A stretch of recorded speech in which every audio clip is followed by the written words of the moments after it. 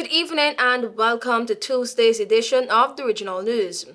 The country's first female Commissioner of Police, Earl Earwood Christopher, has been fired.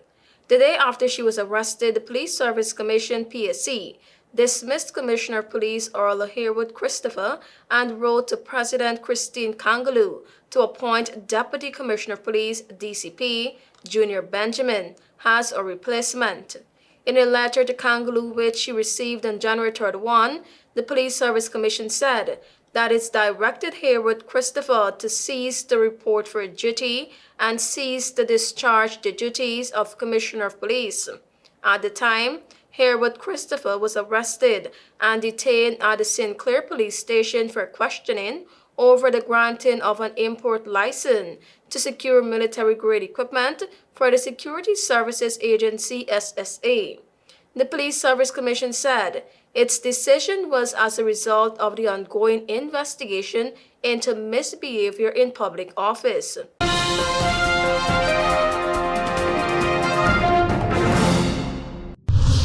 U.S. Homeland Security Secretary Kristi Noem has moved to remove protection against deportation from hundreds of thousands of Venezuelans in the United States, part of President Donald Trump's expanding immigration crackdown. The decision means about 348,000 Venezuelans with temporary protected status, more than half of all Venezuelans in the program, could be deported and lose work permit in April, according to a government notice. The notice said that the protections were contrary to U.S. interest and no longer justified by conditions in Venezuela. Trump, a Republican, took office on January 20, vowing to crack down on illegal immigration and humanitarian programs he says go beyond the intent of U.S. law. Trump tried to end most employment in the temporary protection program during his first term, but was stymied by federal courts. The status is available to people whose home country has experienced a natural disaster, armed conflict, or other extraordinary event. Former President Joe Biden, a Democrat, greatly expanded the temporary protection program.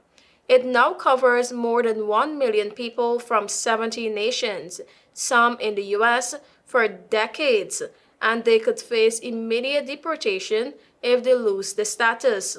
Hundreds of thousands of Venezuelans arrived in the U.S. during Biden's presidency, many via legal humanitarian pathways, and deporting them has been challenging due to frosty U.S.-Venezuelan relations. On Saturday, Trump said Venezuela has agreed to accept all deported people, but provided few details.